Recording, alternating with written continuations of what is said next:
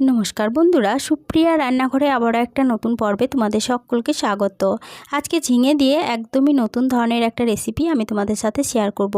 যে সকল বাচ্চারা ঝিঙে খেতে পছন্দ করে না তাদেরকে এইভাবে একবার ঝিঙে রেসিপি বানিয়ে খাইয়ে দেখবে, বাচ্চা থেকে বড় সকলেই ভীষণ পছন্দ করবে। আর এই রেসিপিটা গরম ভাত, রুটি, পরোটার সাথে খেতে দুর্দান্ত লাগে। তাহলে চলো বন্ধুরা, দেখে নেওয়া যাক আজকের রেসিপিটা কিভাবে বানানো হয়। ঝিঙের রেসিপিটা বানানোর জন্য এখানে 1 কিলো পরিমাণ ঝিঙেকে এইভাবে একটু করে খোসা রেখে ঝিঙেগুলোকে ডুমো ডুমো করে কেটে নিয়েছি। আর ঝিঙের যে শির অংশটা আছে সেই শির অংশটা কিন্তু কেটে বাদ দিয়েছি। তারপরে খোসাগুলোকে একটু করে রেখে ঝিঙেগুলোকে কেটে নিয়েছি। জল দিয়ে ভালোভাবে ধুয়ে নিয়েছি ঝিঙেগুলো, একটা সাইডে সরিয়ে রাখলাম। এদিকে দুটো বড় সাইজের আলুকে এইভাবে ডুমো ডুমো করে কেটে নিয়েছি, আলুটা একটা সাইডে সরিয়ে রাখলাম। গ্যাসের ওভেনে একটা কড়াই বসিয়ে গ্যাসটা অন করে কড়াইয়ের মধ্যে দিয়ে দিলাম 4 চা চামচ সরষের তেল। তেলটা ভালোভাবে গরম হয়ে যাওয়ার পরে তেলের মধ্যে কেটে রাখা আলুগুলো দিয়ে দিচ্ছি। তেলের মধ্যে সমস্ত আলুগুলো দিয়ে দিলাম। এবার এই আলুর মধ্যে দিয়ে দিলাম খুব সামান্য পরিমাণ হলুদের গুঁড়ো আর খুব সামান্য পরিমাণ লবণ। এবার এই তেলের মধ্যে আলুগুলোকে একটু নেড়েচেড়ে ভেজে নিচ্ছি।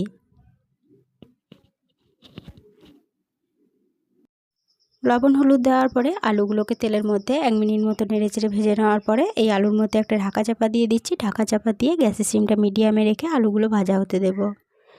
ঢাকা চাপা দিয়ে আলুগুলোকে 4 মিনিট মতো ভাজা হতে দিয়েছিলাম। মাঝে ঢাকা খুলে কিন্তু আলুগুলোকে দুবার নেড়েচেড়ে দিয়েছিলাম।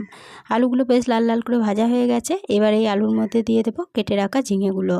ঝিঙে যেহেতু নরম সবজি, আলুর সঙ্গে দিলে পরে ঝিঙেটা একদমই গলে যেত, তার জন্য আলুটা একটু ভালোভাবে ভেজে নিয়ে ঝিঙেগুলো আলুর মধ্যে দিয়ে দিলাম। এবার এই আলুর সাথে ঝিঙেগুলোকে বেশ কিছুক্ষণ নেড়েচেড়ে ভেজে নেব। আলুর সাথে ঝিঙেগুলোকে একটু নেড়েচেড়ে নেওয়ার পরে এর মধ্যে একটা ঢাকা চাপা দিয়ে দিচ্ছি। ঢাকা চাপা দিয়ে বেশ কিছুক্ষণ ঝিঙেগুলোকে ভাজা হতে দেব। ঝিঙেটা ভাজা হতে থাক, ততক্ষণে একটা মশলা বানিয়ে নেব। তার জন্য একটা মিক্সিং জারের মধ্যে নিয়ে নিচ্ছি কয়েক টুকরো আদা, দিচ্ছি 7 কোয়া রসুন, একটা মিডিয়াম সাইজের টমেটোকে ছোটো করে কুচি করে রেখেছিলাম, টমেটোটা দিয়ে দিলাম। আর দিয়ে দিচ্ছি 4টে কাঁচা লঙ্কা। কাঁচা লঙ্কার ঝালটা তোমরা যেরকম কম বেশি খাবে সেরকম অনুযায়ী কাঁচা লঙ্কার পরিমাণটা কম বেশি করে নিতে পারো। এবার মিক্সিং জারের ঢাকনাটা বন্ধ করে সমস্ত উপকরণ ভালোভাবে বেটে নিয়েছি। এটা একটা সাইডে সরিয়ে রাখলাম।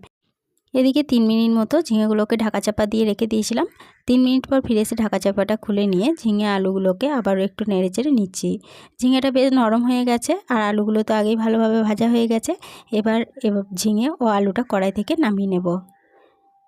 গ্যাসের সিমটা বন্ধ করে দিয়ে ঝিঙে আলু কড়াই থেকে নামিয়ে নিয়েছি। এবার আবারও গ্যাসের ওভেনে কড়াই বসিয়ে গ্যাসটা অন করে কড়াইয়ের মধ্যে দিয়ে দিচ্ছি 4 চা চামচ সরষের তেল। তেলে ফোড়নের জন্য দিয়ে দিচ্ছি সামান্য পরিমাণ গোটা জিরে, একটা দারচিনি, একটা এলাচ, একটা লবঙ্গ আর একটা তেজপাতাকে ছিঁড়ে।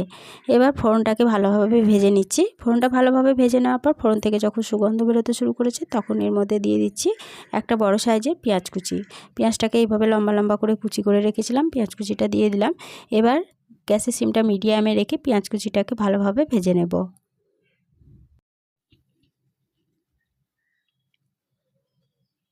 মিনিট 4-5 পেঁয়াজ কুচিটাকে নেড়েচেড়ে বেশ লাল লাল করে ভেজে নিয়েছি। এর বেশি আর ভাজবো না। এবার এর মধ্যে যে আদা, কাঁচা লঙ্কা, টমেটো ও রসুনের পেস্টটা বানিয়ে রেখেছিলাম সেটা দিয়ে দিলাম। এবার গ্যাসের সিমটা মিডিয়ামে রেখে এই পেস্টটাকে ভালোভাবে পেঁয়াজের সাথে কষিয়ে নেব।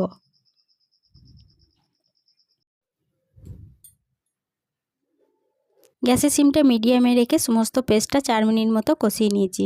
আদা রসুন থেকে কাঁচা গন্ধটা চলে গেছে। এবার গ্যাসের সিমটা একদম লোতে করে দিয়ে এর মধ্যে একে একে গুঁড়ো মশলাগুলো দিয়ে দিচ্ছি। দিয়ে দিলাম 1/2 চা চামচ জিরের গুঁড়ো, 1/2 চা চামচ ধনের গুঁড়ো, কালারের জন্য দিচ্ছি 1/2 চা চামচ কাশ্মীরি লঙ্কা গুঁড়ো। এটা একদমই অপশনাল। কাশ্মীরি লঙ্কা গুঁড়ো যদি তোমাদের কাছে না থাকে তাহলে দেবার দরকার নেই। এবার দিয়ে দিলাম 1/2 চা চামচ হলুদের গুঁড়ো। মিক্সিং জারটা ধুয়ে খুব সামান্য পরিমাণ জল দিয়ে দিলাম। এবার আবারও গ্যাসের সিমটা লো টু মিডিয়ামে রেখে সমস্ত মশলা খুব ভালোভাবে কষিয়ে নেব।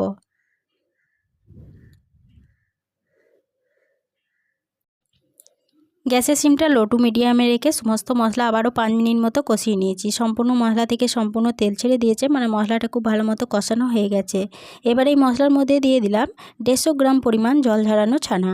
ছানাটা দিয়ে মশলার সাথে আবারও বেশ কিছুক্ষণ কষিয়ে নিচ্ছি। ছানা দিয়ে মশলার সাথে আবারও 2 মিনিট মতো ভালোভাবে কষিয়ে নেওয়ার পরে এর মধ্যে ভেজে তুলে রাখা ঝিঙে ও আলুগুলো দিয়ে দিলাম। ঝিঙে আলুটা দিয়ে মশলার সাথে আবারও খুব ভালোভাবে একটু নেড়েচেড়ে কষিয়ে নিচ্ছি।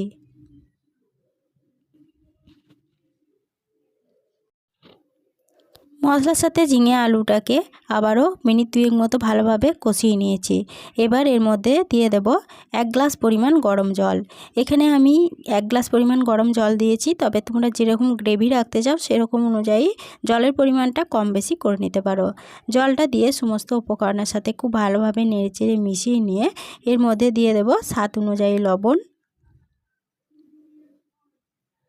আর দিয়ে দেব স্বাদের ব্যালেন্সের জন্য হাফ চা চামচ চিনি। এখানে আমি মিষ্টির জন্য হাফ চা চামচ চিনি ব্যবহার করেছি, তবে তোমরা যদি চিনিটা না খেতে চাও তাহলে মিষ্টিটা স্কিপ করে যাবে, তবে চিনিটা দিলে পরে রান্নার স্বাদটা খুব ভালো আসবে। চিনি ও লবণটা সমস্ত উপকরণের সাথে ভালোভাবে নেড়েচেড়ে মিশিয়ে নিয়ে গ্যাসের সিমটা মিডিয়ামে রেখে একটা ঢাকা চাপা দিয়ে বেশ কিছুক্ষণ রান্না হতে দেব।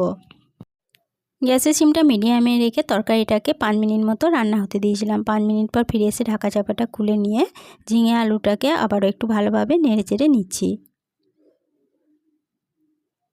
একটু ভালোভাবে নেড়েচেড়ে নেওয়ার পরে এখানে আলুগুলো ভালো মতো সুসিদ্ধ হয়েছে কিনা একটু চেক করে নিচ্ছি। আলুগুলো খুব ভালো মতো সুসিদ্ধ হয়ে গেছে।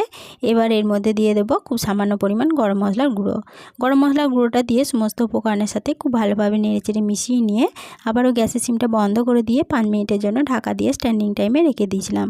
5 মিনিট পর ফিরে এসে ঢাকা চাপাটা খুলে নিয়ে এই ঝিঙে আলুর রেসিপিটা কড়াই থেকে নামিয়ে নিয়েছি। গরম ভাত, রুটি, পরোটার সাথে পরিবেশনের জন্য আজকের এই ঝিঙে আলুর রেসিপিটা আমার একদম রেডি হয়ে গেছে। আজকের রেসিপিটা দেখে যদি তোমাদের ভালো লেগে থাকে তাহলে ছোট্ট একটা লাইক দিয়ে এরকম নতুন নতুন রেসিপি পেতে প্লিজ চ্যানেলটা সাবস্ক্রাইব করে পাশে থেকো। বন্ধু বান্ধব সকলের সাথে শেয়ার করে দিতে ভুলো না প্লিজ। আজকের রেসিপিটা কীরকম লাগলো কমেন্ট করে জানাতে ভুলো না। আজকে এই পর্যন্তই ছিল, ফিরে আসবো আবার নতুন কোনো রেসিপি নিয়ে।